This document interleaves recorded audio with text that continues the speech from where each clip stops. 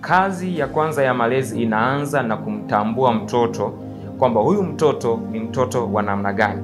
Usipofahamu ya kwamba huyu mtoto kusudi lake ni nini, utalea kitu kingine kabisa. Na ukimlea nje na ile kusudi lake, pale juu kubwani atahama kutoka kwenye hiyo njia ambayo umemwelekeza. Lakini ukifahamu kwanza kabisa kwamba kusudi la huyu mtoto ni nini, ukamchannel kwenye hiyo njia, ni rahisi sana. Ni kama vile unasukuma tu maji yaende kwenye mteremko. Kwa kosa la kwanza ni hatufahamu watoto wanapaswa wawe watu gani. Kwa mfano, una mtoto labda ambaye anatamani kuwa daktari au anatamani kuwa mcheza mpira. Sasa kwa sababu haujafahamu ya kwamba na hiyo mbegu au ana hiyo kitu ya kuweza kuwa mcheza mpira, kwa sababu ufahamu, wewe utamlea kama daktari.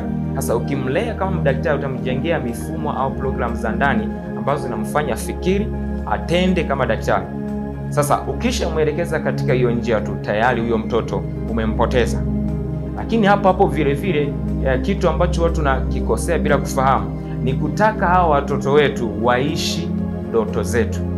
Sasa kama mzazi, unaweza ukawa una ndoto ambazo ulikuwa unatamani kufanya katika maisha yako, labda kwa sababu moja au nyingine kufanikiwa. Ulitamani uje kuwa waziri, lakini mambo yako hayakwenda vizuri. Sasa kwa sababu mambo hayakwenda vizuri, sasa unatamani yule mtoto aishi ile ndoto ambayo wewe haukuitimiza.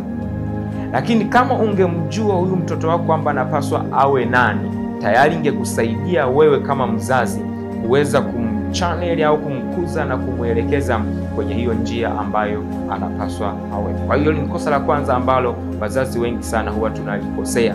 Kwa kufanya hivyo, tunapoteza ndoto za watoto wengi. Jambo la